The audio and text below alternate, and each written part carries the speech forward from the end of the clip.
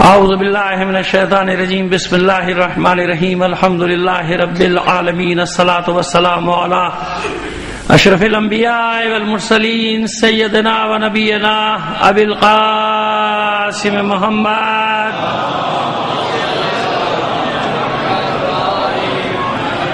وعلیہ الطیبین الطاہرین المعصومین ولعنۃ اللہ علی اعدائہم اجمعین من الان الی قیام یوم الدین اما بعد فقد قال اللہ تعالی فی کتابہ المبین وہو اصدق القائلین وقولہ الحق بسم اللہ الرحمن الرحیم فلما حس عیسی منہم الکفر قال من انصاری الی اللہ قال الحواریون نحن انصار اللہ آمنا باللہ واشہد بأننا مسلمون.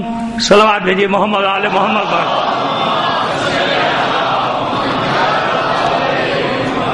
آپ سے درخواست کروں گا مرحوم سید عاشق حسین نقوی اور ان کے خاندان کے دیگر مرحومین تمام اپنے مرحومین کو شامل کر کے خاص طور پہ شہدائے ملت کو شامل کر کے ایک سورہ فاتحہ پڑھ کر بخش دیجیے گا. بسم اللہ.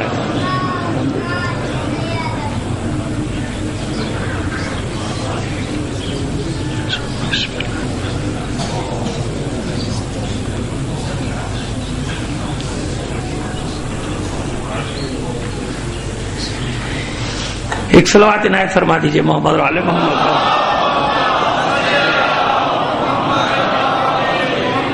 ہمارے برادر عزیز ملتان سے عباس حیدری صاحب میرے گزارش پہ تشریف لائے ہیں، لیکن آج کیونکہ ظاہر وقت کچھ چیزیں کنٹرول میں نہیں ہے، جیسے ٹریفک کنٹرول میں نہ آپ کے نہ میرے، کتنی بھی جلدی نکلو کہیں بھی پھنس گئے تو پھنس گئے بس. اس کے بعد بلکہ ایک دفعہ تو یاد ہے مجھے وہ مجلس ہی نہیں پڑھ سکا، مجلس سے 1 کلومیٹر پیچھے پھنسا رہا، پیدل بھی جاتا تو نہ پہنچ پاتا، ایسا بھی ہو چکا. تو اس لیے آج مختصر پڑھا میرے بھائی نے، اور میرے بھائی پڑھنے کے تقاضوں کو بھی جانتے ہیں کیونکہ ظاہر انہیں معلوم ہے یہاں بتا دیا کیا تھا کہ وقت کی بڑی پابندی ہے. کل انشاءاللہ پہلے سے آ جائیں گے. اور مقامی پڑھنے والوں سے گزارش کر رہا ہوں کہ وہ ہمیشہ جیسے میزبان والا کردار ادا کرنا ہوتا ہے نا، تو میزبان والا کردار ادا کریں گے. پروردگار عالم آپ کی توفیقات میں اور بھی اضافہ کرے گا انشاءاللہ. میری تو دعا ہے سب کے لیے، مقامی ہو یا غیر مقامی ہو، جتنے بھی خدمت گزاران مکتب اہل تشیع ہیں، پروردگار سب کی توفیقات میں اضافہ کرے گا. جو بھی پڑھتا ہے ظاہر خلوص کے ساتھ پڑھتا ہے اور پر بارگاہ زہرا ہی سے اس کو اس کا اجر مل سکتا ہے. تو بس انشاءاللہ کل آپ بھی کوشش کیجیے گا ذرا 10 منٹ پہلے آنے کی، تاکہ وہ اچھی طریقے سے پڑھ سکیں ہمارے بھائی برادر عزیز. ایک بار پھر آپ سے درخواست کروں گا تمام مومنین کے صحت و سلامتی کے لیے بلند آواز سے ایک صلوات عنایت فرما دیجیے گا.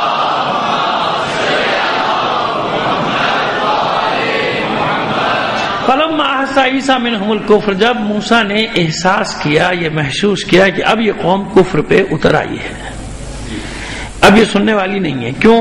اب جھگڑا ہو گیا مفادات کا. ابھی تک تو معاملات ٹھیک چل رہے تھے. جناب عیسیٰ علیہ السلام کی تاریخ پڑھوں تو وہ ایک الگ چیز ہے نا، ایک الگ بات. وہ موضوع نہیں میرا موضوع کیا ہے؟ انصار اللہ. اس پہ مجھے بات کرنا ہے آپ سے 4 یا 5 دن، کہ اس سے پہلے بھی اس کے بعد بھی، کہ انصار اللہ سے مراد کیا ہے. قرآن مجید میں جو بار بار کہا جا رہا ہے، کئی بار یعنی ارشاد ہوا ان تنصر اللہ ینصرکم ویثبت اقدامکم، اے ایمان لانے والوں اللہ کی مدد کرو تو اللہ تمہاری بھی مدد کرے گا. اس کے علاوہ بھی ایک جگہ ارشاد ہوا وَلَا يَنصُرَنَّ اللَّهُ مَن يَنصُرُهُ وَرُسُلُهُ بِالْغَيْبِ، اور وہ لوگ کہ ضرور بے ضرور اللہ ان کی مدد کرے گا جو اللہ کی مدد کریں گے اور اللہ کے رسول کی مدد کریں گے. اس آیت پہ تو ہم تفصیل سے بعد میں بات کریں گے سورہ حدید کی، کیونکہ بیچ میں سے ایک ٹکڑا یہ ہم نے لیا ہے ابھی. تو حیدرآباد میں ہم پڑھ رہے تھے تو وہاں جب ہم نے اس ٹکڑے پہ بات کی تو دوسرے دن پرچہ آ گیا تھا کہ آپ نے آیت کے بیچ میں سے اپنے مطلب کی بات نکال لی. ٹھیک ہے نا؟ لہذا اس لیے ہم نے یہ اشارہ کیا کہ آپ کے ذہن میں بھی یہ بات آ جائے، تاکہ آج یا کل جب موقع ملا تو پھر پوری آیت پڑھیں گے، اور پوری آیت کے سیاق و سباق ہے. تو پھر دوسرے دن ہم نے پوری آیت پڑھی کہ بھائی آیت کا ایک ٹکڑا نہیں بلکہ پوری آیت نہیں بلکہ پورا سورہ نہیں بلکہ پورا قرآن ہمارے مطلب کا ہے. ہم جہاں چاہیں گے، یعنی ہم نہیں، یہ مشیت الہی ہے کہ بھائی بسم اللہ سے شروع کریں گے، جہاں تک چلے جائیں گے ہمیں اپنا ہی مطلب نظر آئے گا. اب آپ بسم اللہ الرحمن الرحیم نہ پڑھیے آپ کی مرضی، کہاں بچ کے جائیں گے؟ نہ پڑھیے. بھائی نکال دی نا لوگوں نے، نماز سے نکال دیجیے، ہمیں کیا پرواہ ہے، ہمیں پھر بھی آپ پھر بھی نہیں بچے، کیونکہ الحمدللہ تو پھر بھی آپ کو کہنا پڑا کہ نہیں کہنا پڑا، اور آپ اور نیچے گر گئے، علی کی دشمنی میں آپ نیچے آ گئے، کیونکہ یہ بات طے شدہ بات ہے کہ جناب ابو طالب اپنے تمام مقامات، بلند مقامات سمیت مولا کائنات کے مرتبے پر تو نہیں ہے نا، والد ہیں، باپ ہیں، اور علی پر احترام ان کا لازم واجب اپنی جگہ، لیکن مولا کائنات تو نہیں ہے نا ابو طالب، میرا مولا ہے، اس میں تو میں عقیدے کو چھپانے کو ان سے بھی مانگوں گا تو انشاءاللہ ملے گا مجھے، وہ بات میں نہیں کر رہا، میں تو اس منصب کی بات کر رہا ہوں جو اللہ نے دیا ہے رسول کے بعد مولا عارفان کو، وہ منصب تو نہیں ہے، تو آپ جہاں سے شروع کر رہے ہو بات کو الحمدللہ وہاں کہاں بچو گے، بسم اللہ آپ نے نماز میں اڑا دیجئے، نہ پڑھیے، تو قرآن سے بھی نکال دیجئے، اگر جزو قرآن نہیں ہے یہ کہہ کے نکالا کہ یہ جزو قرآن نہیں ہے، لیکن پڑھتے جو قرآن پڑھتے ہیں بار بار، مگر نماز میں گول کر جاتے ہیں، کیوں گول کرتے ہیں؟ کیونکہ ان کو پتا ہے کہ بھائی بسم اللہ کا راز ہے کیا۔ مومنین کو بھی اتنی سی بات سمجھ دینی چاہیے کہ بابا کن جھگڑوں میں پڑے ہوئے، کن جھگڑوں میں الجھے ہوئے ہو، جب شروع کرتے ہیں تو بھائی بسم اللہ سے شروع کرتے ہیں، پھر آگے کائے کا جھگڑا ہے، کس بات کا جھگڑا ہے؟ ہمیں اپنی مرضیاں جب اللہ نے مشیت نے چھپا کے رکھ دیا تاکہ سب پڑھیں، تو پھر تمہیں عیاں کرنے کی ضرورت نہیں ہے، اللہ نے چاہا، اللہ سے زیادہ آپ حکمت جانتے ہیں معاذ اللہ کیا، تو اس نے اسی لیے بسم اللہ الرحمن الرحیم رکھا، اچھا یہ نہیں پڑھو گے بچو گے، الحمدللہ پڑھو، تو الحمدللہ کس کا کلمہ ہے؟ بھئی دو باتوں میں تو تم پڑھ چکے ہیں پہلے، کبھی کسی ایبٹ میں کہیں کہ الحمدللہ کس کا کلمہ ہے؟ اسلام آنے سے پہلے 25 سال کا سن ہے ابھی، یعنی اسلام مکمل ہونے سے پہلے، تبلیغ رسالت کے اعلان سے پہلے رسول ہیں مگر ابھی اعلان نہیں کیا، اس سے پہلے 25 سال کے سن میں نکاح ہوا ہے، 25 سال کے تھے پیغمبر، اور خطبہ پورا موجود ہے سیرت کی کتابوں میں، اور پہلا جملہ یہی ہے الحمد، حالانکہ اس وقت یاد رکھیے یہ بھی بتا دوں، لوگ کہیں گے کہ جو سب پڑھتے تھے کوئی نہیں پڑھتا تھا، بِسْمِكَ اللَّهُمَّ یہ تھا، عربوں کا قول کیا تھا، جب کوئی بات شروع کرتے تھے بِسْمِكَ اللَّهُمَّ، اسی پہ جھگڑا ہوا تھا صلح حدیبیہ میں، یہ دلیل ہے، کیونکہ حضور نے لکھا تھا، مولا نے لکھا تھا بسم اللہ الرحمن الرحیم، انہوں نے کہا یہ نہیں جانتے، پھر کیا جانتے ہو؟ وہی جو ہم لوگ کہتے ہیں بِسْمِكَ اللَّهُمَّ لکھو، حضور نے کہا اچھا علی وہی لکھو، وہ بھی تو اللہ کا ہی نام ہے بِسْمِكَ اللَّهُمَّ، یہ ہوتا تھا نا، الحمدللہ نہیں کہتے تھے۔ ابو طالب ہے پہلا فرد جس نے جب خطبہ پڑھا تو کیا پڑھا؟ الحمدللہ الذی جعل من ذریۃ ابراہیم وزرع اسماعیل، اس اللہ کی حمد، تو کہاں بچ کے جاؤ گے بھائی؟ بسم اللہ کھا بھی جاؤ تو الحمدللہ تو پڑھنا پڑے گا۔ کہنے کا مطلب ہمارا یہ ہے کہ وہ ایک جملے کو ہم لے کر چلے تھے کہ جب ہم نے وہ اتنی سی بات کی وَلَيَنْصُرَنَّ اللَّهُ مَن يَنْصُرُهُ وَرُسُلَهُ بِالْغَیب، جو غیب پر ایمان رکھتے ہوئے اللہ اور اس کے رسول کی مدد کرے گا تو اللہ بھی ضرور اس کی مدد کرے گا۔ اس پر ہم نے بات کی تھی تو اعتراض آ گیا تھا، خیر ابھی اس اعتراض پہ تو بعد میں بات کریں گے، لیکن یہ آیت تو ابھی ہم نے اس حوالے سے پڑھی کہ یہاں بھی یہ چوتھی آیت ہو گئی نا، کہ اس میں بھی ارشاد ہو رہا ہے سورہ حدید میں کہ جو اللہ اور اس کے رسول کی مدد کرے گا، معبود ہم تیری مدد کیسے کریں؟ ہم تو محتاج ہیں، ہم کیسے مدد کریں؟ تو جتنے بھی مفسرین ہیں ہمارے ہوں یا کسی کے ہوں، سب نے یہاں یہی مطلب کیا کہ نہیں بھائی اللہ کی مدد کرنے کا مطلب یہ ہے کہ اللہ کے دین کی مدد کرنا، یعنی اللہ کے جہاں بھی انصار اللہ کی بات آ جائے گی، اللہ کے مددگار یعنی اللہ کے دین کے مددگار، یعنی جو اللہ کے دین کی مدد کر رہا ہے وہ کس کی مدد کر رہا ہے؟ اللہ کی۔ جو اس کے رسولوں کی مدد کر رہا ہے وہ کس کی مدد کر رہا ہے؟ اللہ کی۔ جو بھی کام کر رہا ہے اللہ کے دین کے لیے، میں کل مثال دے دی تھی، واپس جانا نہیں چاہتا وہاں پہ، لیکن ابھی ان ہستیوں کی طرف آنا چاہتے ہیں کہ جو اپنے اپنے دور میں انصار اللہ کا کردار ادا کرتے رہے، اللہ کی مدد کرتے رہے، حالانکہ نہ انہوں نے اللہ کو دیکھا، بس انہوں نے تو رسول سے یہ گواہی مانگی کہ آمنا باللہ، ہم اللہ پر ایمان لائے، واشہد بأننا مسلمون، اور اے عیسیٰ گواہ رہیے گا کہ ہم مسلمان ہیں، آپ گواہ رہیے گا ہمارے اسلام پر۔ تو اللہ نے جناب عیسیٰ کے حواریوں کو کیا منصب دیا؟ انصار اللہ، یہ اللہ کے مدد کرنے والے ہیں۔ تو جس نے جس زمانے میں رسولوں کی مدد کی وہ کس کے مددگار ٹھہرے؟ اللہ کے۔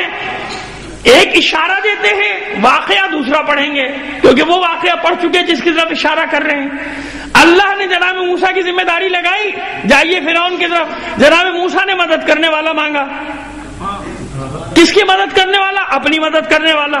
اچھا آپ کس کے لیے کام کر رہے ہیں جناب موسیٰ؟ اللہ کے لیے کام کر رہے ہیں بھائی، اللہ کی مدد کر رہے ہیں۔ اور اپنے لیے کس کو مانگ رہے ہیں؟ جناب ہارون کو مانگا تھا نا، بہت سنا آپ نے مجھ سے، جناب ہارون کو مانگا۔ جناب ہارون جناب موسیٰ کی حیات میں ہی انتقال کر گئے۔ یہ بتائیے کہ مانگا موسیٰ نے تھا، بنایا کس نے تھا؟ دینے والا کون ہے؟ اگر موسیٰ کی اپنی مرضی ہوتی وسیع بنانے کی تو موسیٰ بنا لیتے۔ اگر وسیع بنانا اپنی مرضی پر موقوف ہے تو جناب موسیٰ بنا لیتے کہ تو نے مجھے ذمہ داری کی، یہ میرا مددگار ہے، یہ میرا وزیر ہے، یہ میرا وسیع ہے۔ لیکن جناب موسیٰ جانتے کہ میں پیغمبر ہوں، میں رسول ہوں، میں اللہ کا نمائندہ ہوں، اللہ کی مرضی کے بغیر کام نہیں کر سکتا۔ اللہ کی مرضی، معبود مانگنا میرا کام ہے، دینا اللہ کا کام ہے، دے یا نہ دے اللہ نے دے دیا۔ تو یہ جو وزیر بنایا، یہ جو وسیع بنایا جناب ہارون کو کس نے بنایا؟ اللہ نے بنایا نا۔ مانگا موسیٰ نے، بنایا اللہ نے۔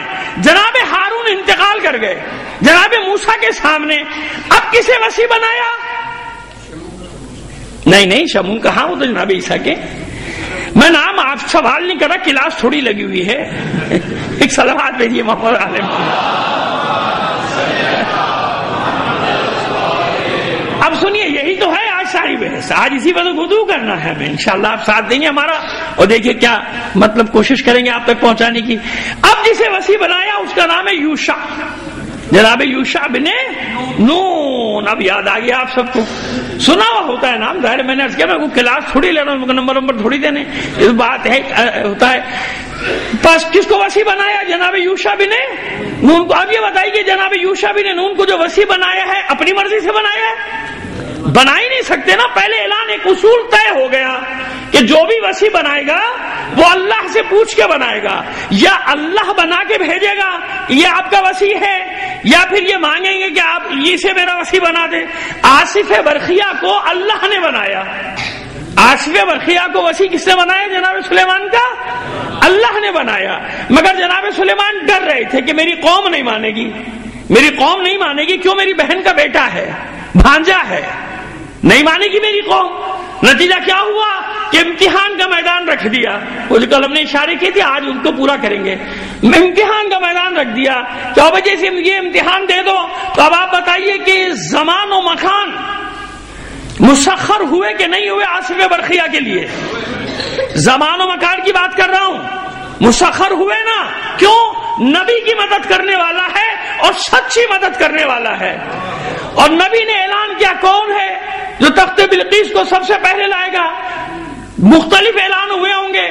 ایک اعلان عفریت من الجن، ایک دیو نے کر دیا کہ میں آپ کا یہ برخاست ہونے سے پہلے، دربار برخاست ہونے سے پہلے تخت لے آؤں گا۔ آصف برقیہ نے کہا آپ کے پلک جھپکنے سے پہلے یہ لیجیے آ گیا۔ اب یہ جو زمان و مکان مسخر کیا اللہ نے، مسخر ہو گیا نا، وقت بھی اور زمانہ بھی۔ کس کے لیے مسخر ہوا؟ نہیں، وسیع کے لیے۔ اب بتائیے وسیع کا اختیار یہ ہے کہ زمان و مکان پہ بھائی کتنا وقت لگتا ہے وہاں سے یہاں تک آنے میں؟ کچھ تو وقت لگتا ہوگا اس زمانے میں۔ وقت بھی اور زمانہ بھی، یہ دونوں مسخر ہو گئے۔ کس کے لیے؟ ایک وسیع کے لیے جو نبی نہیں ہے، پیغمبر نہیں ہے۔ جناب سلیمان کے اختیار میں جانتا ہوں کہ اس سے زیادہ ہے، اتنا میں جانتا ہوں کہ جناب سلیمان کا اختیار جناب آصف برقیہ سے زیادہ ہے۔ لیکن زمان و مکان مسخر ہوئے کہ نہیں ہوئے؟ کیوں ہوئے؟ کیونکہ نصرت کر رہا ہے اللہ کے رسول کی۔ کیسے نصرت کر رہا ہے؟ دیکھیے جو مطلب آپ کو دینے جا رہا ہوں، یہ واقعات تکراری ہے جو سنتے ہیں، میں نئے کچھ زاویہ آپ کے سامنے پیش کرنا چاہ رہا ہوں۔ کیوں ایسے وسیع کی ضرورت ہے جس کا یہ اختیار ہو؟ پوری قوم کیا جیسی حکومت ہم نے سلیمان کو دی ایسی کسی کو بھی، چرند پرند درند ہوا سب پہ اختیار ہے نا، جناب سلیمان کا سب پہ اختیار۔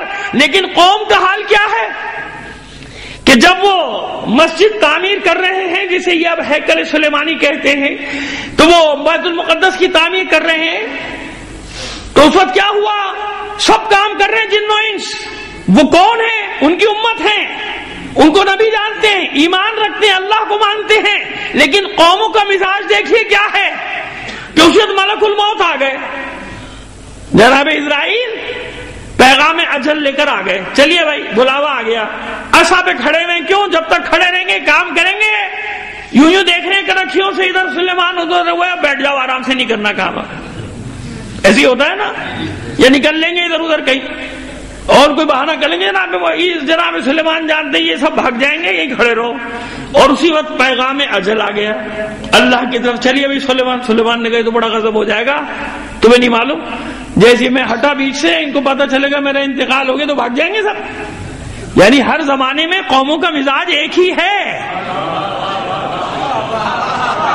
ایک ہی ہے، جب تک وہ سامنے رہبر اوپر، وہ رہبر نبی ہو، رسول ہو، پیغمبر ہو، امام ہو، ٹھیک ہے، سامنے سے ہٹا یہ بھی اپنی پٹڑی سے ہٹے اور کسی چھپر کو تلاش کرتے کہ چھپر کے نیچے بیٹھ جائیں، چھپر کو عربی میں کہتے ہیں سقف۔ اب باقی تشریح کرنے کی تو ضرورت نہیں نا مجھے، صلوات بھیج دیجیے محمد آل محمد پہ۔ سقف کہتے ہیں چھت کو، چھپر کو سقف کہتے ہیں، ٹھیک ہے جناب، اتنی بات ہوئی تو جناب سلیمان تو بھائی کیا کروں، وقت آپ کا یہی ہے، اتنی سانسیں، بات ختم ہو گئی، ابھی کیا کیا جا سکتا ہے؟ تو کچھ نہیں کیا جا سکتا، چلیے کہو تو اچھا بھائی ایسا کرو کہ کھڑے کھڑے جان لے لو، میں ایسے کھڑا رہوں جب تک یہ مکمل نہ کر لیں، ٹھیک ہے چلیے یہ کر سکتا ہوں آپ کے لیے۔ اب وہ جناب روح نکل گئی اور جناب سلیمان ایسے کھڑے،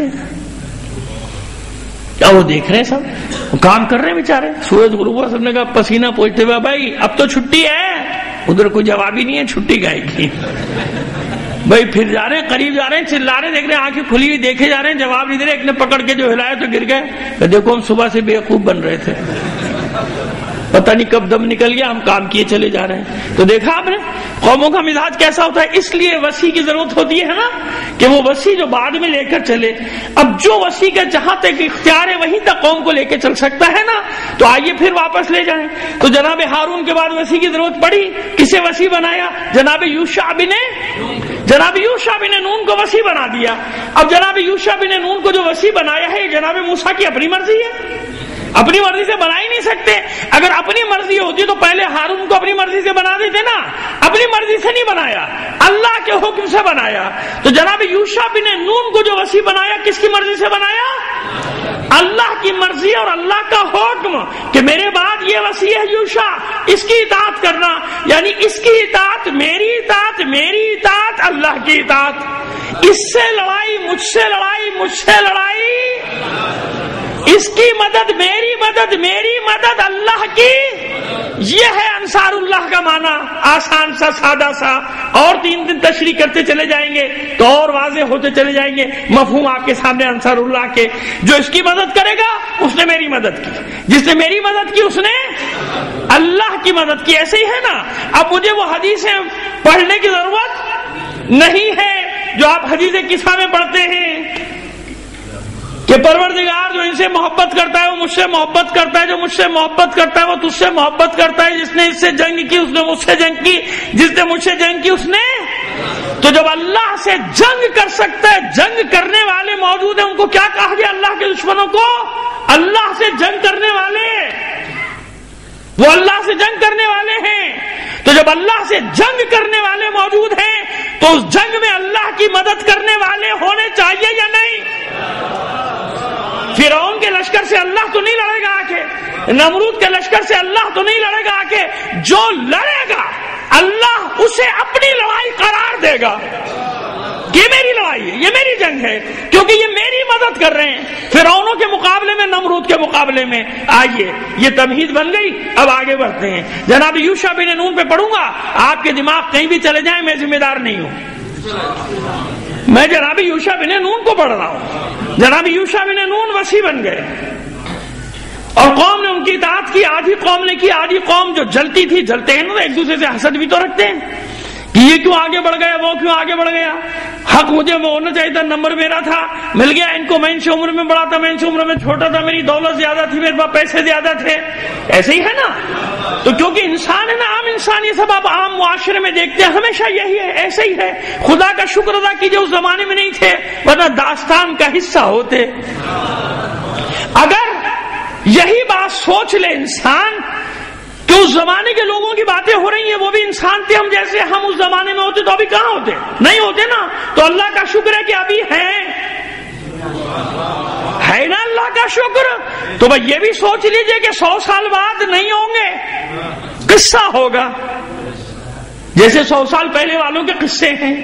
200 سال بعد ہم نہیں ہوں گے، قصہ ہوگا. سوچئے گا جو میں کہہ رہا ہوں، یہ بھی داستانیں بن جائیں گی. آج جو بھی اچھا کرے گا، برا کرے گا، دین کی مدد کرے گا، دین سے دشمنی کرے گا، بچے گا نہیں. آج کتنی مکاری کر لے، 200-300 سال بعد انصاف کے ساتھ لکھا جائے گا کہ کس کس نے دین کی مدد کی اور کس کس نے دین سے غداری کی ہے. یہ یاد رکھیے. یا علی یا علی یا علی مدد.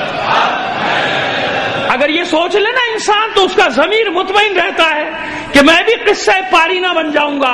جیسے کہ وہ قصے بیان کیے جا رہے ہیں، یہ قصے بیان کیے جائیں گے، یہ بیان کیے جائیں گے کہ کس کس نے دین کو بیچا، کس کس نے ضمیر کا سودا کیا، اور کون کون تھا، چاہے وہ ایک ہو چاہے وہ 2 ہوں. اللہ نے ان کے ذکر کو زندہ رکھا کہ نہیں رکھا؟ ہارون زندہ ہیں شبر و شبیر کے ساتھ، یوشع بن نون زندہ ہیں. باقی کے نام مجھے بتا دیجئے آپ. نہیں نا. تو بس جناب موسیٰ کے بعد، جناب ہارون کی وفات کے بعد، جناب شبر و شبیر جو ہارون کے بیٹے ہیں، ان کی ذمہ داری کیا ہے؟ بیت المقدس کی تولیت، یعنی اس کے متولی قرار پائے، خدمت گزار قرار پائے. عبادت خانوں کے مالک نہیں ہوتے، خدمت گزار ہوتے ہیں. ہمارے یہاں بعض جگہوں میں الٹا ہے، عبادت خانوں کو اپنی ملکیت سمجھتا ہے انسان، اور آنے والوں پر بھی اپنی مرضی چلاتا ہے کہ ہماری مرضی سے آئے گا، ہماری مرضی سے نہیں آئے گا. ختم ہو گئی بات.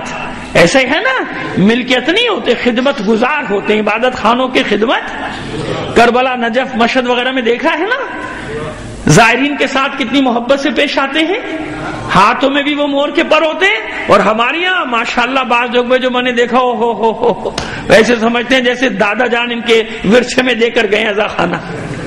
نہیں جی، ان سے بڑا تو کوئی نہیں، ان کا سب کچھ ان کا ہے، تم کیسے گھسا ہے ہماری مرضی کے بغیر؟ ایسے نہیں ہوتا. عبادت خانوں کے خدمت گزار ہوتے ہیں، عبادت خانوں کے مالک نہیں ہوا کرتے. سمجھ میں آ رہی ہے بات؟ ہاں، مالک سے کفار قریش. تو قرآن نے ان کی کتنی مذمت کی، یعنی انہیں نے مالک بننے کی کوشش کی، اپنی ملکیت بنانے کی کوشش کی. ایسے کی نا جیسے میں کوشش کر رہا ہوں کہ ابھی 2-3 آدمی سوئے ہیں اور 20-30 سو جائیں. صلوات بھیجیے محمد آل محمد پر.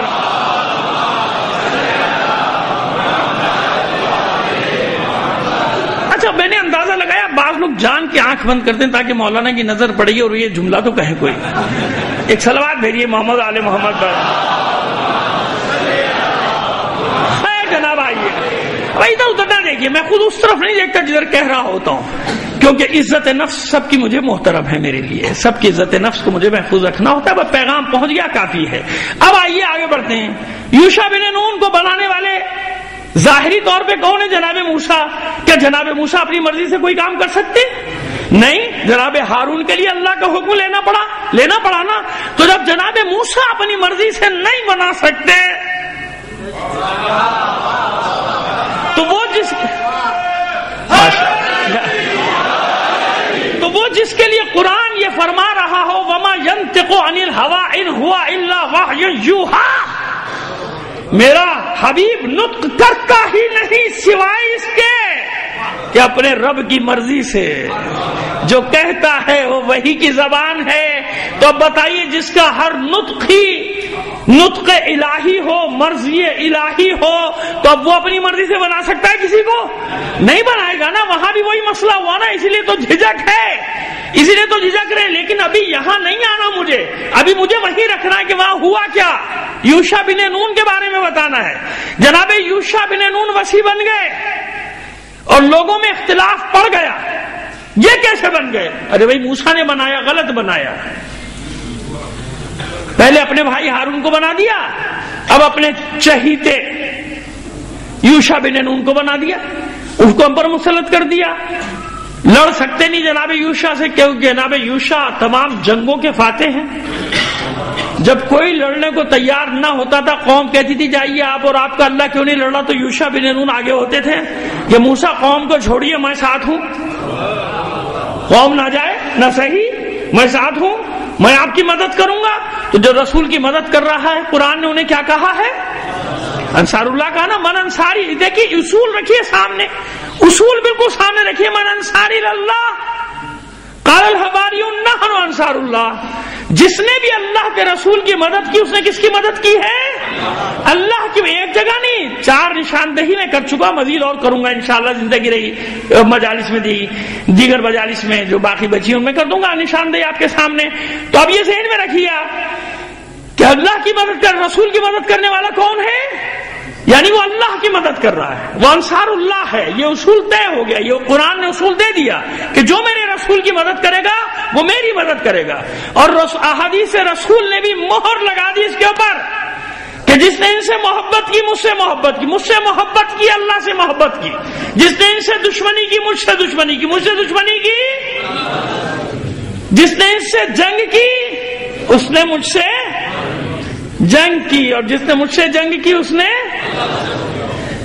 اللہم ہؤلاء اہل بیتی وخاصتی لحمہم لحمی ودمہم دمی یعلمنی ما یعلمہم ویحزننی ما یحزنہم. یہ ساری اتنی روایات ہیں کہ اس کو آپ کہاں کہاں تک ضعیف قرار دیں گے، آپ کی عقل ضعیف ہو جائے گی، مگر یہ روایتیں ختم نہیں ہوں گی.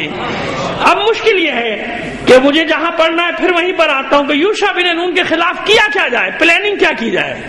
لہذا کہا جاتا ہے کہ قوم کے 2 منافق، اور ہاتھ کہاں ڈالا، کہاں بھی ہاتھ ڈالا جانتے ہیں آپ؟ استعمال کرنے کے لیے پڑھوں گا ماضی، حال سامنے رکھیے گا.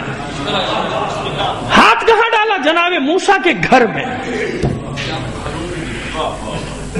جناب صفورہ زوجہ ہے جناب موسیٰ کی، نبی کی زوجہ، اور 2 منصب ہیں، نبی کی بیٹی جناب شعیب کی، جناب شعیب نبی کی بیٹی، اور جناب موسیٰ پیغمبر اولوالعزم پیغمبر کی زوجہ جناب صفورہ. کہیں صفرا یا صفرا بھی نام ہے لیکن زیادہ تر صفورہ کہا گیا. ہماری بحث اس میں نہیں، ہماری بحث کیریکٹر میں ہے، نام کے زیر و زبر میں نہیں. جہاں ہوگی زیر و زبر کی بحث وہ بھی بتا دیں گے، یہاں زیر و زبر کی بحث نہیں ہے.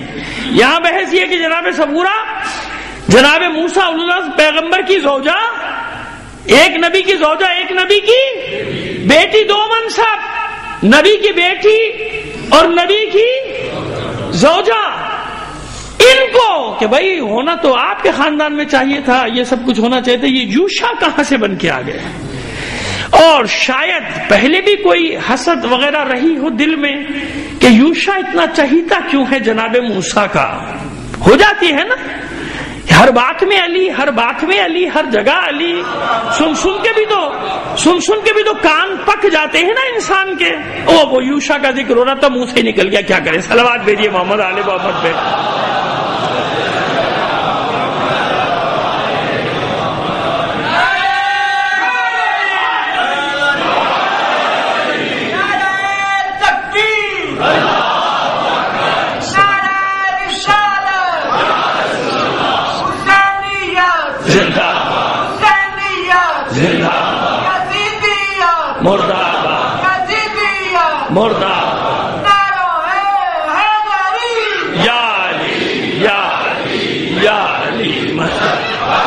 اب بات ہماری کہاں ہو رہی تھی، وہ کیا کریں، وہ دل میں وہی ہے تو دماغ میں بھی وہی، تو زبان پہ بھی وہی آ جاتا ہے.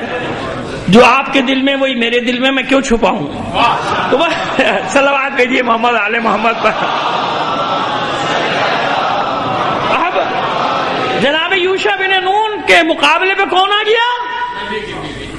2 منافقوں نے لشکر جمع کر دیا جناب صفورہ کی قیادت میں، ہلہ بول دیا. جناب یوشع سمجھاتے رہے کہ آپ کا یہ مقام نہیں ہے، آپ کا یہ منصب نہیں ہے، جو کچھ بھی ہے دل میں اللہ جانے، آپ جانے. لیکن ایسے نہ نکلیے گھر سے، آپ محترم ہیں، آپ کو اللہ نے منصب دیا ہے، احترام دیا ہے، احترام کو باقی رکھیے. نہیں، آگے مقابلے میں جنگ ہوئی، جنگ کا نتیجہ وہی ہوا جو بعد میں ہوا تھا،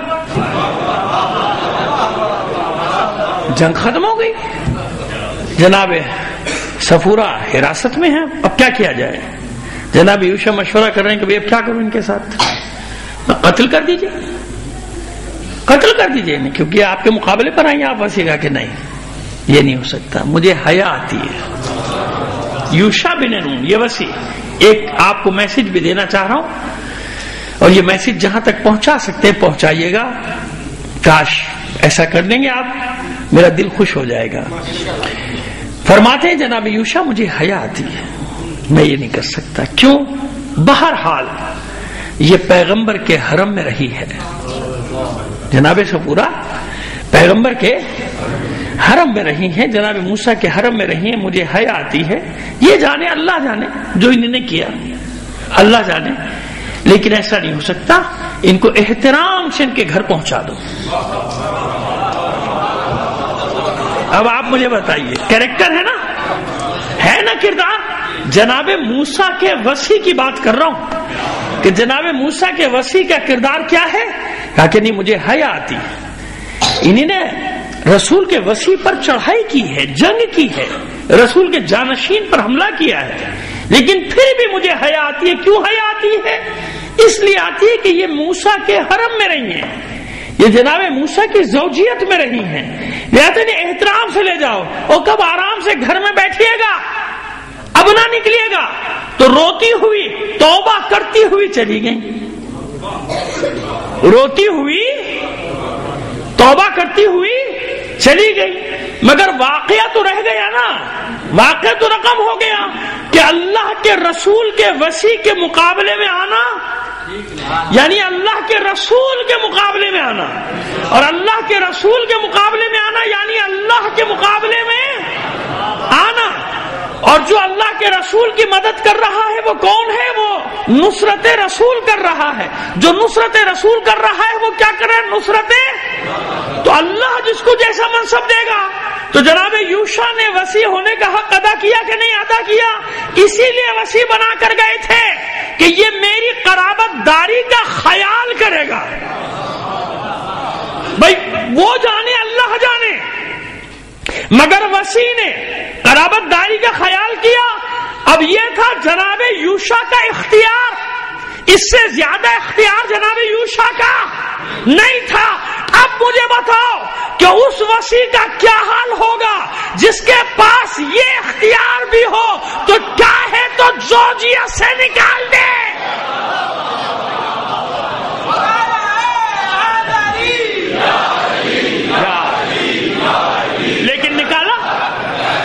لیکن نکالا نہیں، نکالا نا. کیوں؟ اللہ جانے، وہ جانے. لیکن احترام کس چیز کا احترام؟ اللہ کے رسول کے حرم میں رہیں، بس اتنا احترام کافی ہے. ٹھیک ہے؟ پیغام دینا چاہتا ہوں کہ جن چیزوں کے لیے ہمارے ائمہ طاہرین نے، معصومین نے منع کیا، میں نے عرض کر دیا کہ جو علی کے مقابلے پر آئے گا وہ حق تھوڑی ہے، اس پر تو بات کریں گے. علی حق ہے، ختم ہو گئی بات. اس کے مقابلے پہ جو بھی آئے گا وہ ناحق ہے، ایسے ہی ہے نا. لیکن معاشرتی مسائل، سماجی مسائل کا تقاضا یہ ہوتا ہے کہ اگر اس وقت مولا کوئی ایسا قدم اٹھاتے، یا جناب چلیے وہ یوشع تک کی بات رکھتے وہی بہتر ہے، اتنا ہی کافی ہے. جناب یوشع کوئی ایسا قدم اٹھاتے تو ہمیشہ کے لیے نفرتوں کے بیچ اور وہ جنگ و جدال اور قتال کا بازار گرم رہتا. کیونکہ لوگ کہتے بھائی نبی کی زوجہ تھی، نبی کی بیٹی تھی، نبی کی زوجہ تھی، نبی کی بیٹی تھی، ایسا ہوتا رہتا نا. لہذا ان مصلحتوں کو جن کو امام سمجھتا ہے اس سے آگے بڑھنے کی کوشش نہ کرو. سمجھ لو کہ وہ امام ہے، اور امام بھی کیسا امام ہے؟ کائنات کا امام ہے نا. ابھی اس پر بات کریں گے آگے چل کر آپ سے. لیکن بس جناب یوشع بن نون نے کیا کیا کہ مجھے حیا آتی ہے. کیوں؟ کہ صفورہ حرم میں رہی ہے رسول کے، پیغمبر کے، نبی کے، لہذا احترام سے ان کو واپس بھیج دیا. اب جو ان کے مقابلے پر تھا یہ باطل تھا؟ باطل تھا نا، اور خود احساس بھی ہوا، توبہ بھی کہ میں نے غلط کیا، مجھے نہیں جانا چاہیے تھا۔ یوشع کے مقابلے میں ان دونوں نے مجھے، کون دونوں؟ قوم کے دو منافق۔ صلوات بھیجیے محمد آل محمد پر۔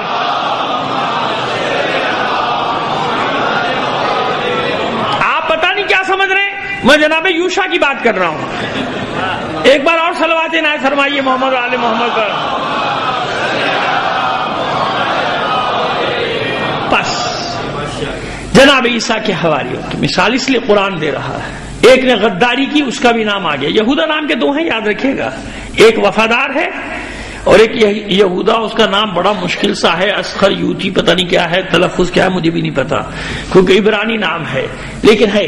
اس نے خیانت کی تھی نا، وہی لے کر آیا تھا، لیکن وہ حواریوں سے خارج ہو گیا۔ کہیں گے نہیں صاحب، سوال کوئی کر سکتا ہے کیسے خارج کر دیا؟ جب قرآن نے سب کو حواری کہا، نحنو انصار اللہ، وہ خارج کیسے ہو گیا؟ ان حواریوں میں سے وہ کیسے خارج ہو گیا؟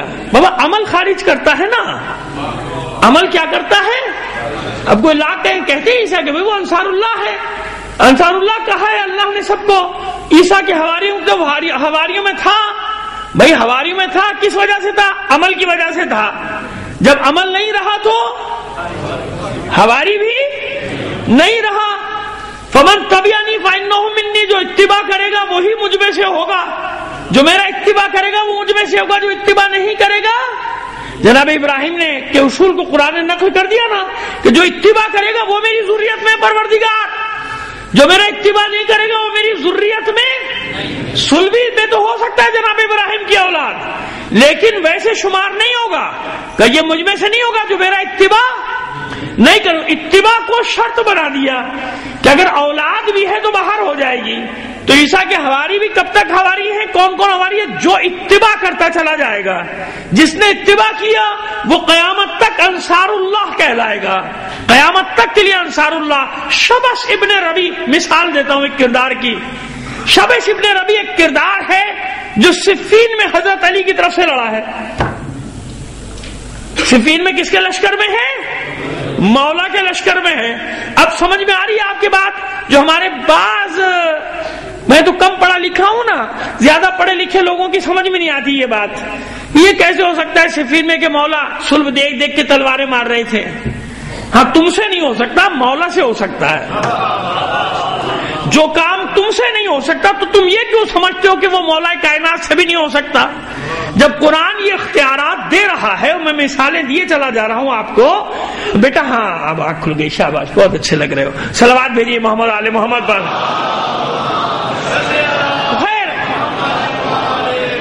بھائی جب قرآن کی مثالیں دے رہا ہوں اور قرآن مثالیں دے رہا ہے، آپ کو بتا رہا ہے کہ کیا کیا کیا کیا اختیار، خود جناب عیسیٰ کو کتنے اختیارات دے دیے، کتنے۔ بیٹا ادھر کھسکیے، آپ ان کو جگہ دیجیے، تشریف رکھیے بیٹا، جہاں مرضی بیٹھیے، یہاں بیٹھیں گے اوپر، یہاں آ جائیے۔ اچھا اچھا، شکریہ، نوازش آپ کی۔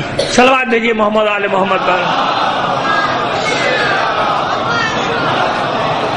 دعا کریں بچوں کی صحت یابی کے لیے، دعا کریں پروردگار سب کو صحت یابی۔ مجھے احساس ہوا کہ وہ پروردگار سب کے بچوں کو صحیح و سالم رکھے، سلامت رکھے، معبود سب کے آنگنوں میں ان پھولوں کو کھلتا ہوا رکھے ہمیشہ۔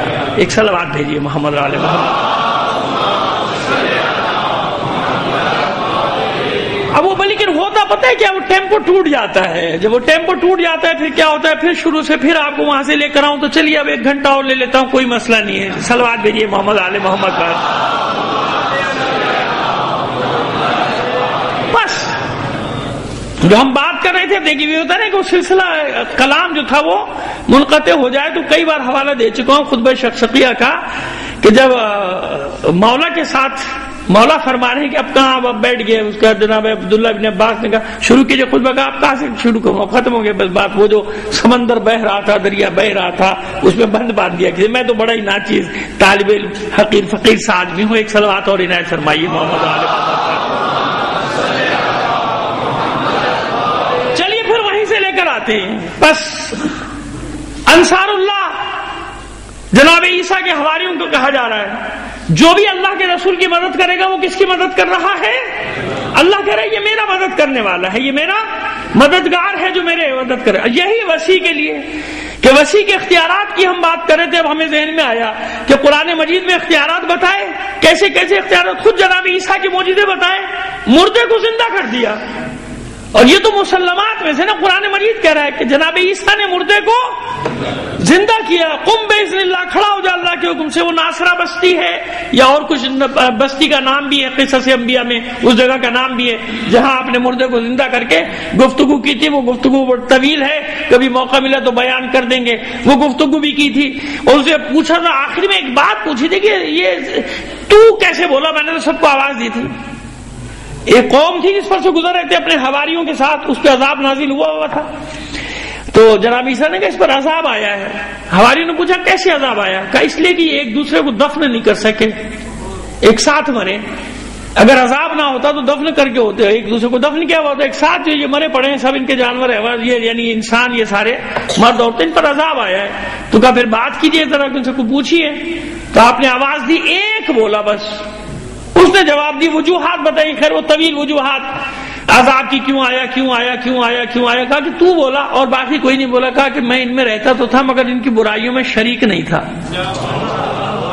میں ان کی برائیوں میں شریک نہیں تھا. تو پھر تم پر عذاب کیوں آیا؟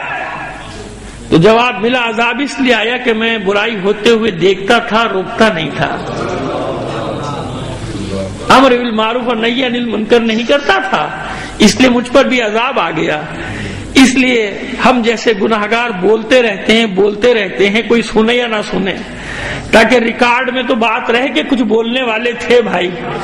کیونکہ جب عذاب آتا ہے تو ان پر بھی آتا ہے جو بہت شریف ہوں، بڑے نمازیوں، پرہیزگار ہوں، مگر مصلحتاً یا ڈر سے یا خوف سے، مستنڈوں کے خوف سے بولتے نہیں. غلط باتیں ہو رہی ہیں، غلط بیان کیا جا رہا ہے، عقیدوں کو مسخ کیا جا رہا ہے، مگر نہیں بول رہے. کیوں نہیں بول رہے؟ کہیں بے عزتی نہ ہو جائے. بنا کے رکھو سب سے، اس سے بھی اچھی رہے، اس سے بھی اچھی رہے. تو ان سب کے اوپر وہ سب عذاب میں شامل ہوتے ہیں جو اس طرح کی مصلحتوں سے کام لیتے ہیں، ان سب پر عذاب آ جاتا ہے. تو جناب عیسیٰ کے معجزہ تھا مردے کو زندہ کر دینا. بستی سے گزرتے تھے، بیمار تھے بیچارے، مبروز تھے. پورا ایک گاؤں یا قبیلہ یا قوم یا خاندان کہہ لیجیے، سب کو ہاتھ پھیرتے جاتے تھے، ان کو شفا ملتی جاتی تھی. اتنے معجزے دیکھنے کے بعد ایمان لائے، اور آدھے ایمان لائے آدھے نہیں لائے. جو لائے وہ بھی کچا ایمان لائے. ان میں بھی ایسے ایسے تھے، اچھا یہ دکھا دیجئے، اچھا وہ معجزہ دکھا دیجئے، اچھا آسمان سے کھانا ہی منگا دیجئے. آج پکانے کو دل نہیں چاہ رہا، آج کھانا پکانے کو دل نہیں چاہ رہا. عیسیٰ آسمان سے کھانا منگا دیجئے. جناب عیسیٰ نے کہا کیسے لوگ ہو تم لوگ، کھانا منگا. اتنی تم کو میں نے نشانی دکھا دی رسول ہونے کی اپنے، اب بھی تم کہتے. کہا کہ دل چاہ رہا ہے آسمان. تو مائدہ نازل ہوا نا، من و سلوہ آیا تھا بنی اسرائیل کے لیے، اور اس کی مثال دیتے تھے باقاعدہ. کیوں؟ جب ان کے لیے آ سکتا ہے تو ہمارے لیے نہیں آ سکتا؟ ہمارے لیے بھی آنا چاہیے، ہمارے لیے بھی منگا دیجئے مائدہ. کچھ اس میں اچھے بھی تھے، کچھ کہتے تھے نہیں عیسیٰ ہم اس لیے نہیں مانگ رہے بلکہ اپنے یقین میں اور اضافے کے لیے. جیسے کہ جناب ابراہیم نے کہا تھا نا کہ پروردگار مشاہدہ کرنا چاہتا ہوں. یقین تو ہے، مشاہدہ یعنی دیکھنا چاہتا ہوں کہ کیسے ہوگا یہ کام. جناب عیسیٰ نے کہا اچھا بھائی چلو مائدہ منگا دو، پروردگار بھیج دے. لگ گیا دسترخوان، کھاؤ بھنی ہوئی مچھلیاں. مچھلی کا زیادہ دیر اور بھی غذائیں تھیں. اب وہ جناب اب لوگوں کو عادت پڑ گئی، سارے عمرا نے کو بہترین کھانا کھانے کو ملا. پھر حکما موسیٰ عمرا کے لیے نہیں ہے، غریبوں کے لیے. غریبوں میں لگا دیا دسترخوان. تو اب کیا کہتے ہیں؟ یہ جادو ہے. کیا ہے یہ جادو ہے، یہ سحر ہے. کچھ ایمان لے آئے ایمان لانے والے، مگر جب یہ جناب موسیٰ نے معجزے دکھانے شروع کیے تو اب کیا ہوا؟ اب یہودیوں میں ہلچل مچ گئی نا. یہودیوں میں جو کل میں نے بتایا تھا کہ سارے پریشان ہو گئے کہ یہ کیا ہو رہا ہے، یہ تو ہمارے ہاتھ سے گیا. ساری قوم ادھر جا رہی ہے. 17 سال سے لے کر آپ کا سن مبارک 19 سال 20 سال جو زیادہ سے زیادہ سن ملا ہے، زیادہ سے زیادہ آج میں کھنگالتا رہا، کچھ کتابیں ڈھونڈ کے بھی لاتا رہا تو 33 سال مجھے ملا. میں اپنی تسلی کرنا چاہتا تھا کہ آخری کیا ایج کہیں لکھی ہے کہ 30 سال کی عمر میں شروع کیا اور 3 سال میں یہ سب کام ہو گیا کہ انہوں نے اپنے خیال میں آپ کو پھانسی پر بھی لٹکا دیا. اب جب یہ موقع آیا تو اب لوگوں سے مدد طلب کی تو لوگ بھاگ گئے. ایمان تو تھا مگر لڑنے والے اب کوئی نہیں ساتھ. اب وہ 11-12 بچے ہواری. ان ہواریوں سے بھی جناب عیسیٰ نے کہا اب تم جا سکتے ہو اور پھیل جاؤ دنیا میں میرا پیغام لے کے. اب وہ جب پیغام لے کے پھیلے وہ تو صحیح پھیلے, ان کے بعد والے ان سے زیادہ پھیل گئے. کیسے؟ ایک صلوات بھیجیے محمد آل محمد.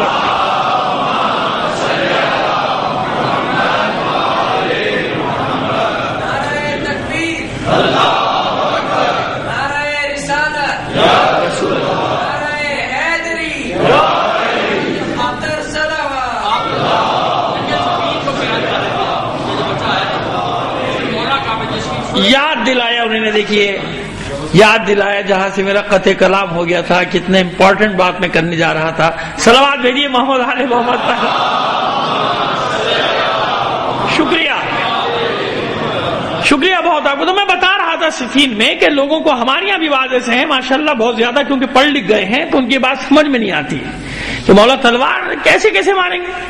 دیکھ کے کس کے صلب میں میرا چاہنے والا ہے. جناب مالک اشتر سے ہوا تھا نا, برابر ہوئے تھے. انہوں نے کہا تھا بھائی میں نے تو اتنے مارے, آپ نے بھی اتنے مارے برابر. تو مولا نے فرمایا کہ بھائی تیرے اور میرے مارنے میں تلوار چلنے میں فرق تھا. تیرے سامنے جو آئے تو نے مار دیا کہ میں تو جو صلب دیکھ کے مارتا تھا, اس کے صلب میں کہیں کوئی میرا چاہنے والا تو نہیں ہے. ہمارے بعض لوگوں کو اس پر بھی اعتراض ہے, یہ کیسے ہو سکتا ہے؟ اچھا عیسیٰ مردے کو زندہ کر سکتے ہیں, آصف برقیہ زمان و مکان کو سمیٹ سکتے ہیں, وقت کو اپنی قید میں لا سکتے ہیں, یہ سب یہ کام کر سکتے ہیں. نہیں کر سکتا تو آخری رسول کا جانشین نہیں کر سکتا. یا جب منطق ہے آپ کی سرکار ہماری سمجھ سے بالا کر ہے, یہ منطق یہ کون سی توحید کا تقاضا ہے کہ علی کے کمالات کو ہی نہ سمجھا جائے؟ علی کے کمالات کو سمجھنے کے بعد ہی تو توحید سمجھ میں آتی ہے کہ جس اللہ نے ایسا علی بنایا ہے.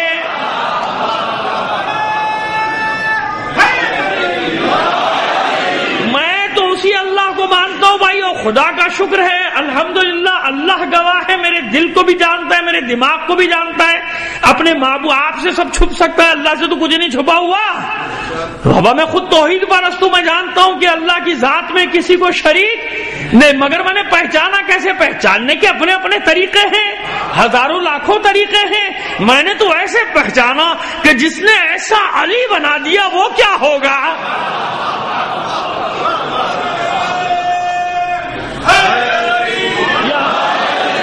اپنا سلسلہ ہے, ہم تو اپنے اس سلسلے سے چلتے ہیں, جا کے توحید پر آرام سے پہنچ جاتے ہیں, ہمیں کوئی شبہ نہیں ہوتا. ہمیں معلوم ہو جاتا ہے ہم اہل بیت کے راستے سے ہی جاتے ہیں تو ہمیں ملتی ہے توحید, اور کہیں سے میں نہیں ملتی اور جگہ سے. تو پھر یہی توحید ملے گی کہ میرے لیے اللہ کافی.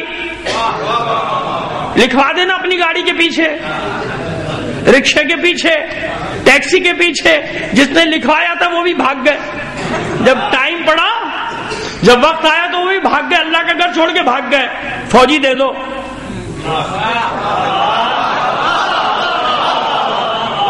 پوری 150 سال سے چلا رہے ہیں, 150 سال سے چلا رہے ہیں, اللہ کے سوا کسی کو نہیں پکارنا, کسی کو نہیں پکارنا. جب اللہ کو پکارنے کا ٹائم آیا تو اللہ کو ہی نہیں پکارا, باقی سب کو پکارا. امریکہ کو پکارا, برطانیہ کو پکارا, اسرائیل کو پکارا, یہاں تک کہ پاکستان کو بھی پکارا. لاؤ بھائی فوجی دے دو. کیوں بھائی؟ اب اللہ یاد نہیں آ رہا, اب اللہ کی مدد کافی نہیں. تو بھائی توحید توحید توحید پرست, یہ نعرہ بڑا دلکش ہوتا ہے. توحید کو سمجھنا ذرا, جس راستے سے اللہ نے کہا ہے نا اسی راستے سے جاؤ گے تب اللہ ایک سمجھ میں آئے گا, ورنہ بس وہی اللہ ایک سمجھ میں آئے گا جو سعودیوں نے سمجھا ہے. ہاں صلوات بھیجیے محمد آل محمد پر. آئی بات؟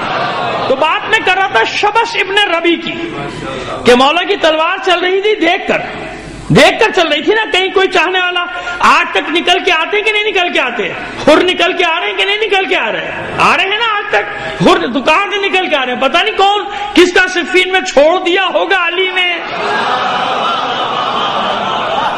کس کو چھوڑ دیا ہوا. جاؤ بھائی, اس کی نسل میں کبھی آئے گا تو ساری صدیاں گزر گئی, نکل کے آ رہے ہیں کہ نہیں آ رہے ہیں.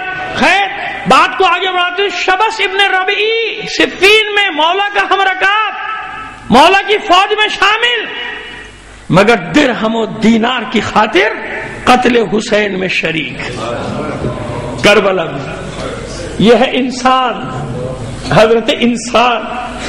عیسیٰ کے حواریوں کو چھوڑیے، مولا کے لشکر میں ایسے تھے. اس وقت مولا کے لشکر میں اور بعد میں یزید کے لشکر میں پچھتاتا تھا کیونکہ بعد میں ابن زبیر کے پاس چلا گیا تھا، پھر مارا گیا. اس کو یہ بھی انتقام امیر مختار کا شکار بنا. اس امیر مختار کا جو آج تک مظلوم ہے.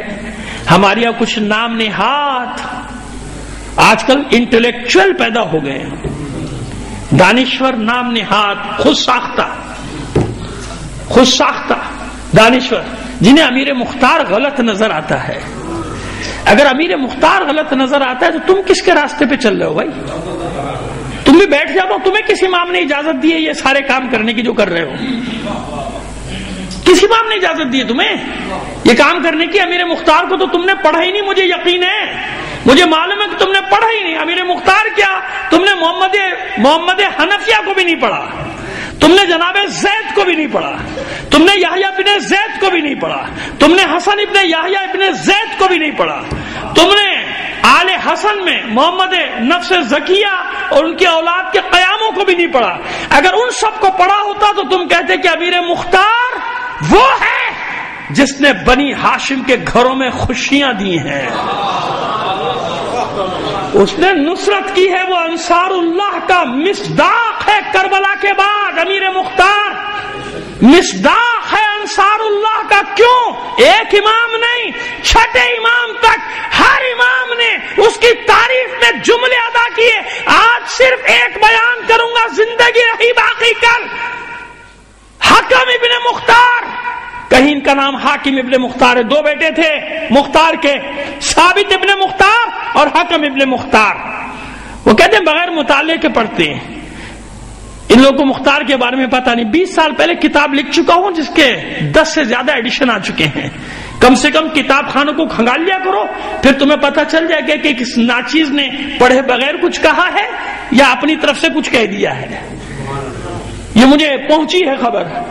ان کو کیا پتا مختار کے بارے میں؟ ہاں بھائی میں بڑا جاہل ہوں، میں بڑا بالکل پرائمری پاس ہوں، لیکن مختار کے بارے میں جانتا ہوں کہ مختار کو نہ پڑھا ہوتا تو میرے لہجے میں بھی یہ مختاری پن نہ ہوتا. ہاں بس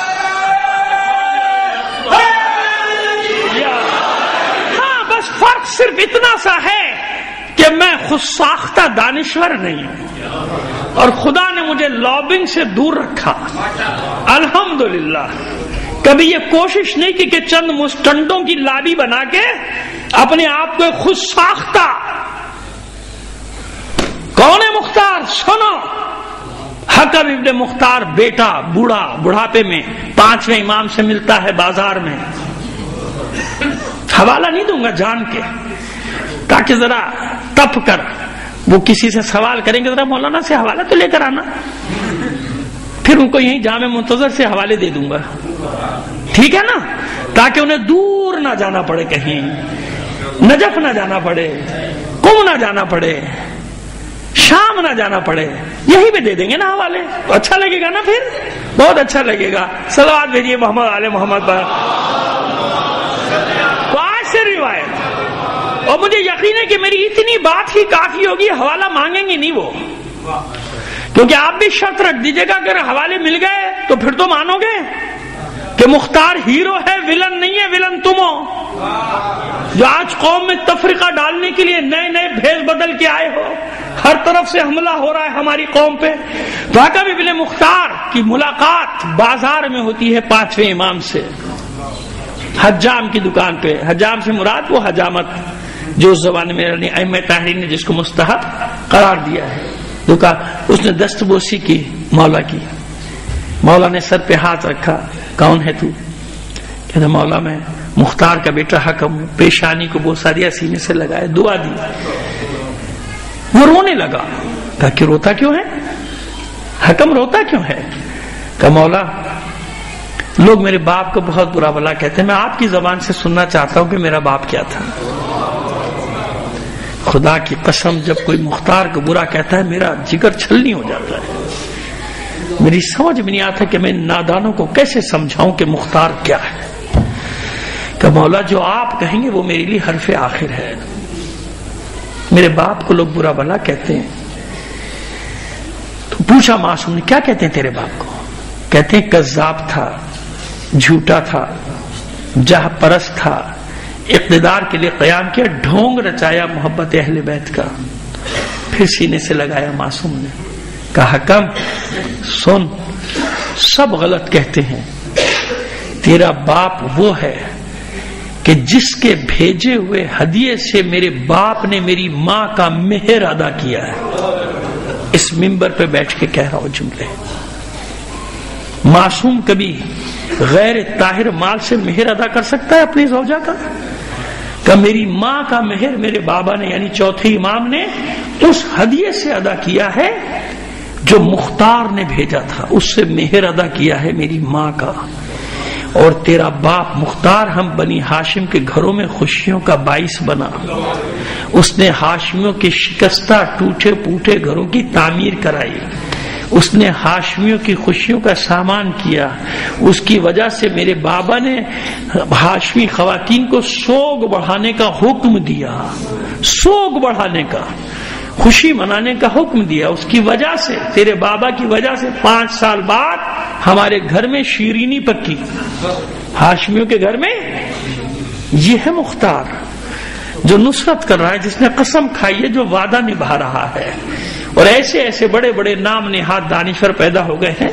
کہتے مختار ٹھیک نہیں تھا، صحیح نہیں تھا. اب یا تو شاید وہ اس لیے مختار کو ٹھیک نہیں کہتے کیونکہ میں اچھا کہہ رہا ہوں، یا تو یہ ہو سکتا ہے یہ ٹھیک کہہ رہے. تو بھائی یہ تو قیاس ہوا نا. اب میں کسی امام کا نام نہیں لینا چاہتا. وہ پوچھتا تھا فلاں کا فتویٰ کیا؟ یہ کہا اچھا میرا اس کے خلاف ہے، جو کہہ دیں اس کے خلاف. ایسا نہ کرو، ایسا نہ کرو، ہماری نسلوں کو خراب نہ کرو، بگاڑو مت بچوں کو. اگر یہ ہیرو نہ ہو ہماری تاریخ میں تو آج یہ اتنا بڑا قیام جو ہو رہا ہے شام میں، عراق میں، لبنان میں، یہ کیسے ہو رہا ہوتا؟ کیسے ہو رہا ہوتا؟ یہ نائب امام نے اجازت دی ہے نا ان کو، امام نے تو نہیں دی. تو اتنا تو ذرا پڑھ لو. دوسروں پہ ان پڑھ ہونے کا تانا لگانے والوں، پڑھو تو صحیح کہ محمد حنفیہ نائب امام ہے. اس وقت چوتھے امام نے اختیار دیا تھا کہ اس امر میں میرا چچا محمد حنفیہ مختار ہے. کافی ہے اتنا بس. یعنی بتا دیا اس امر میں جو بھی میرا چچا محمد حنفیہ کہے گا وہی درست ہوگا. اور سب تاریخ گواہ ہیں کہ محمد حنفیہ نے اجازت دی تھی جناب مختار کو قیام کرنے کی. صلوات بھیجیے محمد آل محمد پر. تو یہ ابھی بیچ میں بہت ساری باتیں رہ گئی ہیں، لیکن یہ گھڑی جو ہے آپ کی تیز ہے، کل سے ٹھیک کرائیے، بہت تیز چل رہی ہے. ایک اور صلوات بھیجیے محمد آل محمد پر. خیر جناب، اب سمجھ میں آئی بات کہ انصار اللہ کسے کہتے ہیں؟ یہ اللہ کی مدد ہے، اماموں کی مدد کرنا، ائمہ طاہرین کی مدد کرنا، رسولوں کی مدد کرنا. اللہ انہیں کہتے ہیں انصار اللہ.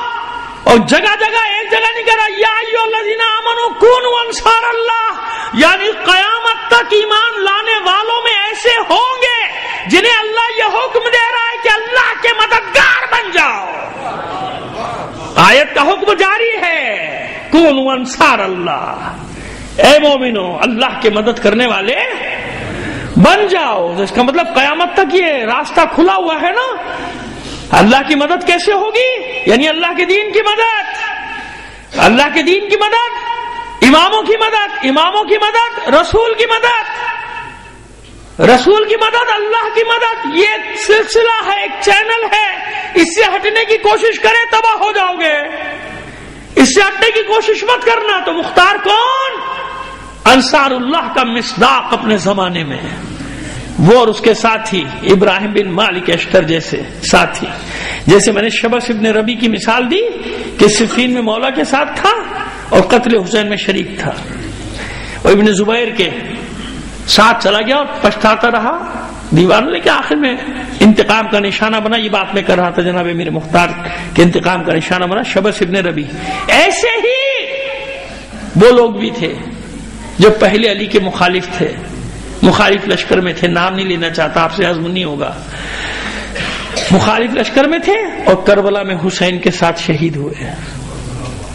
کربلا میں ایسے بھی تھے علی کے جانثار صحابی جو عمر ابن سعد کی سفارش لے کر آ گئے تھے مختار کے پاس، نام نہیں لینا چاہتا، میں نے کہا ابھی آپ اتنے متحمل نہیں ہو سکتے ان ناموں کے، بہترین صحابی علی کے جانثار صحابہ میں نام ہے، لیکن مسئلہ وہی تھا بہنوئی ہم زلف ہونے کا، لہذا سفارش لے کے پہنچ گئے تھے مختار اشریف ششو پنج میں پڑھیے، میں کیا کروں، یہ علی کے اتنے صحابی میں بھی ان کا احترام کرتا ہوں، اور سفارش لے کر آئے عمر ابن سعد کی۔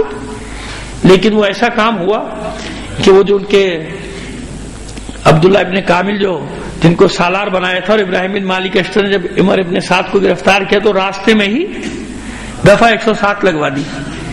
دفعہ 107 جانتے، ہنگامہ آ رہی، 200-250 آدمی پکڑے گئے، اس میں کسی ایک کے اوپر الزام ہی نہیں آتا، سب رہا جاؤ، تھوڑی دن بعد سب، تو وہاں جناب پبلک نے حملہ کر دیا، مارا پیٹا، اس کے ٹکڑے ٹکڑے کر ڈالے، ان کا بھائی کیا کریں، ہم تو لے کر آ رہے تھے، دفعہ 107 لگ گئی، لوگوں نے حملہ کر دیا، مار دیا، جو وہ تو بڑے ناراض ہو کے گئے مولا کے صحابی، لیکن مختار نے شکر کا سجدہ کیا کہ میں اس امتحان سے بچ گیا، کیونکہ وہ تو چاہتے تھے کہ یہ تو سردار تھا، اس کو کہتے چھوڑ دیا جائے، اس کی سفارش دے گا۔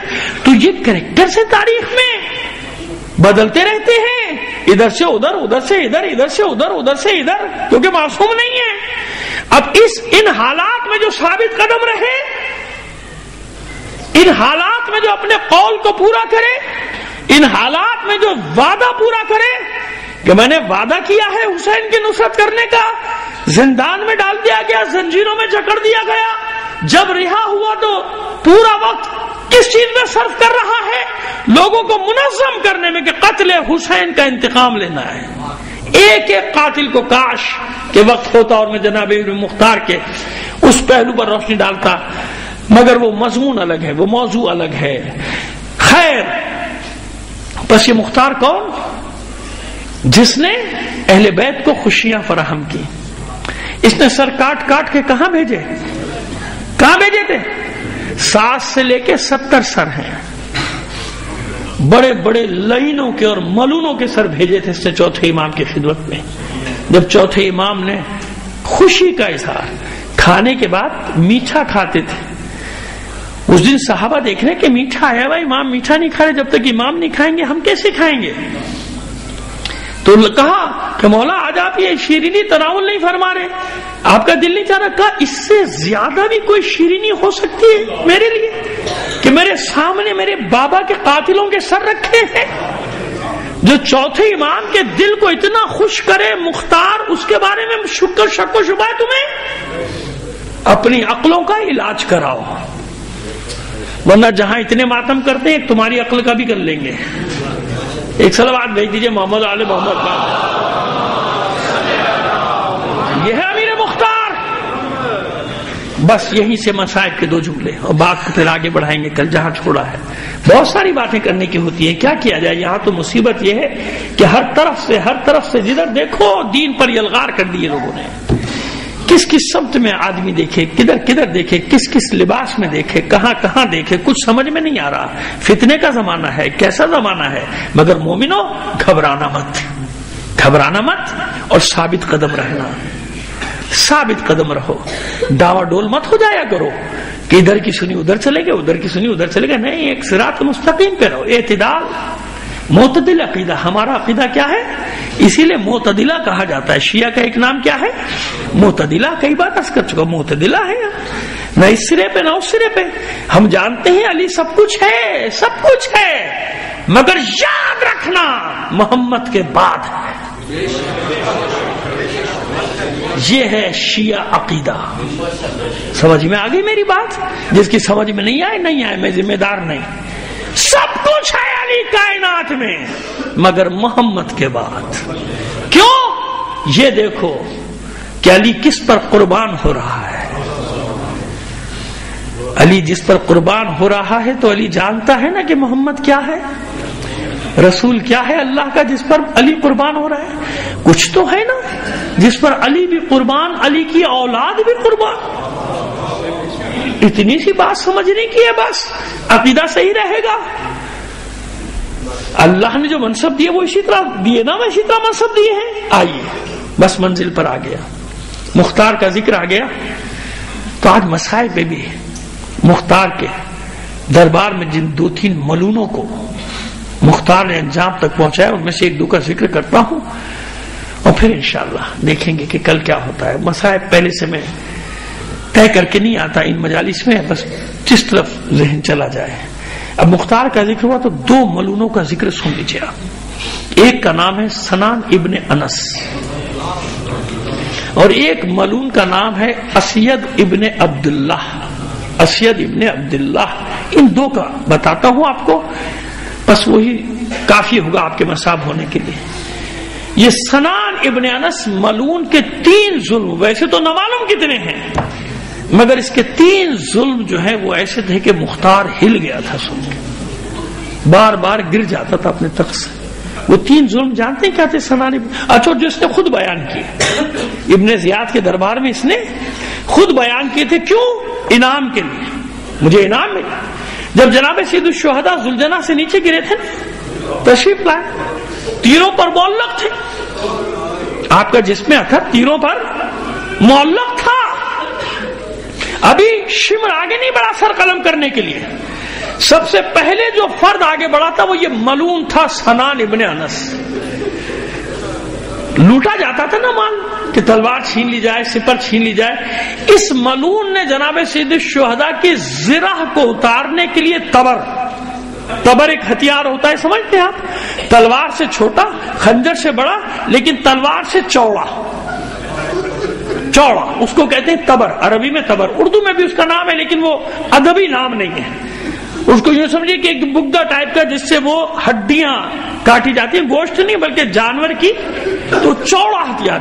اس ملون نے اس تبر سے حسین کے سینے پہ وار کیے فرزند زہر۔ اس ذرا کو چیرنے کے لیے اس نے اتنے زخم لگا دیے حسین کے جسم، غصے میں بکواس کرتا جاتا تھا اور اس ذرا پہ وار کرتا جاتا تھا۔ یہ پہلا ظلم تھا اس کا جو اس نے فرزند زہرا پر اس وقت کیا جب فرزند زہرا ذوالجناح سے نیچے تشریف لائے تھے۔ اور یہ زرہ اتارنے کے بعد یہ ملون کا دوسرا ظلم یہ ہے کہ اس نے دیکھا کہ خیمے لوٹے جا رہے ہیں، آگ لگائی جا رہی، تو دوڑا خیموں کی طرف کہ ایسا نہ ہو سب مال لٹ جائے میں رہ جاؤں، مگر لوٹے جا چکے تھے خیمے۔ جس خیمے میں داخل ہوتا تھا کچھ نہیں نظر آتا تھا۔ جب ایک خیمے میں گھسا تو دیکھا ایک بستر پہ بیمار لیٹا ہوا ہے۔ عزادارو، بس میں کیا عرض کروں، میں عرض کر رہا ہوں کہ اللہ جانتا ہے کہ میں بہت احتیاط سے پڑھنے کی کوشش کرتا ہوں، سخت الفاظ تو میں خود ہی نہیں برداشت کر سکتا، میں آپ کو کیا سناؤں گا، آسان کر کے الفاظ آپ کو سنا رہا ہوں کہ اس ملون نے دیکھا کہ کچھ نہیں ہے، مگر یہ مسند یعنی جس بستر پہ یہ بیمار لیٹا، اس ملون نے آگے بڑھ کر اس بے دردی سے مسند کو کھینچا ہے کہ بیمار نے کئی کروٹیں لی۔ اس بدبخت نے اتنے ظلم سے بیمار کے نیچے سے بستر کھینچا کہ بیمار امام نے کئی کروٹیں لی اور اس کو بد دعا بھی دی۔ تیسرا ظلم جانتے ہیں ان دونوں سے آگے بڑھ کر کیا، اس نے ان دونوں مظالم سے سر قلم کس نے کیا تھا؟ شمر نے، نیزے پہ بلند بھی اسے نہیں کیا، لیکن کوفے میں جب لایا گیا تو وہ نیزہ سنان کے ہاتھ میں دیا گیا، اسی ملون کے ہاتھ میں، سنان ابن انس۔ تو یہ ملون اس نیزے کو ہاتھ میں لے کے تماشا گری کرتا تھا۔ تماشا گری یعنی اب میں کیسے آپ کو سمجھاؤں کہ یہ ملعون رقص کرتا تھا اس نیزے کو لے کے، کبھی ادھر جاتا تھا مجمع میں، کبھی ادھر جاتا تھا، کبھی ادھر جاتا تھا، گھماتا رہتا تھا نیزے کو، اور اس کے بعد کبھی سید سجاد کے سامنے وہ نیزہ لاتا تھا، کبھی بیویاں جو ناقبر ہیں ان کے سامنے لے جاتا تھا۔ سر حسین کو جو پڑا ہے وہی بیان کر رہا ہوں، اس سے ہٹ کے بیان نہیں کر رہا، بلکہ کم کر کے بیان کر رہا ہوں، کیونکہ میں اسے سخت نہیں پڑھ سکتا۔ یہ ہے سنا، اس کے ساتھ مختار نے جو کیا سو کیا۔ اب سنیے وہ ظلم جو عبداللہ ابن اسید نے کیا تھا، اسید ابن عبداللہ نے کیا تھا۔ اس نے جب ابن زیاد کے دربار میں پہنچا تو اس کے اشعار ہیں ناسخ التواریخ میں کہ میرے دامن کو زر و جواہر سے بھر دے، مجھے سونے چاندی میں تول، مجھے سب سے زیادہ انعام دے، میں نے وہ کام کیا جو کربلا میں کوئی کرنے کو تیار نہ تھا۔ ابن زیاد نے پوچھا ملعون وہ کون سا کام تھا جو تو نے کیا؟ کہا جب سب اپنے اپنے لاشیں اپنا اپنا حق جتا کے لے گئے، صرف حسین کا لاشا باقی بچا تھا، صرف حسین کا لاشا باقی بچا تھا۔ پسر سعد نے حکم دیا کہ لاشے کو پامال کیا جائے، کوئی آگے نہیں بڑھتا تھا، حالانکہ سب ملعون ہیں۔ سر قلم کیا ہے حسین کا، کسی نے بازو کاٹے ہیں عباس کے، کسی نے علی اکبر کو برچھی لگائی ہے، کسی نے علی اصغر کے گلے میں تیر مارا ہے، مگر ابھی بھی اتنی ہمت نہیں کہ فرزند رسول کے لاشے پر گھوڑے دوڑا دیے جائیں۔ کوئی آگے نہیں بڑھتا تھا، وہ انعام بڑھاتا گیا، عمر سعد انعام بڑھاتا گیا، میں آگے بڑھا اپنے 2 ساتھیوں کے ساتھ، اور غالباً ان میں سے ایک کا نام نوفل ہے، ایک کا نام حارث ہے، اگر میں بھول نہیں رہا نام۔ تو میں آگے بڑھا، میں نے کہا میں لاشا پامال کروں گا۔ میں نے اور میرے ساتھیوں نے گھوڑوں کی نال بندی کی اور حسین کی لاش پر گھوڑا دوڑایا۔ ایک بار گھوڑے نہیں دوڑائے، اتنی بار گھوڑے دوڑائے کہ یہ اس کے شعر کے لفظ ہیں کہ حسین کے جسم کو ایسے پامال کیا تھا ہم نے جیسے چکی کے 2 پاتوں کے درمیان میں گندم کو پیسا جاتا ہے۔ کیوں پڑھا میں نے یہ جملہ؟ اس لیے پڑھا کہ زیارت ناحیہ میں بھی امام زمانہ سے منسوب یہی جملہ ہے، میرا سلام ہو اس لاشے پر جو گھوڑوں کی ٹاپوں تلے اس طرح پامال کیا گیا تھا، اس کے جوڑ بند الگ ہو گئے تھے اور وہ زمین کے ساتھ خاک کے ساتھ یکساں ہو گیا تھا۔ الا لعنت اللہ علی القوم الظالمین وسيعلم الذين ظلموا أي منقلب ينقلبون۔ بار الہا آنسوؤں کے اس نذرانے کو قبول فرما لے، ان رونے والے آنکھوں کو سوائے غم حسین کے کوئی غم نہ دے۔ معبود مومنین میں اتحاد، اتفاق، الفت، محبت پیدا کر۔ میرے عزیز دوست بلکہ میرے بھائی حسین جعفر زیدی صاحب، آپ دیکھ رہے ہیں کہ 2 روز سے تشریف نہیں لا رہے، ان کی والدہ کی حالت نازک ہے، ہسپتال میں داخل ہے۔ آپ سے خصوصی التماس کر رہا ہوں دعا کریں بحق محمد آل محمد، وہ میرے لیے بھی ماں کا درجہ رکھتی ہیں، دعا کریں ان سمیت جہاں بھی کسی کا کوئی مریض ہے، پروردگار بحق بیمار کربلا ان سب کو شفائے کاملہ و عاجلہ عطا فرما، تعجیل فرما ظہور امام زمانہ میں ماتم حسین۔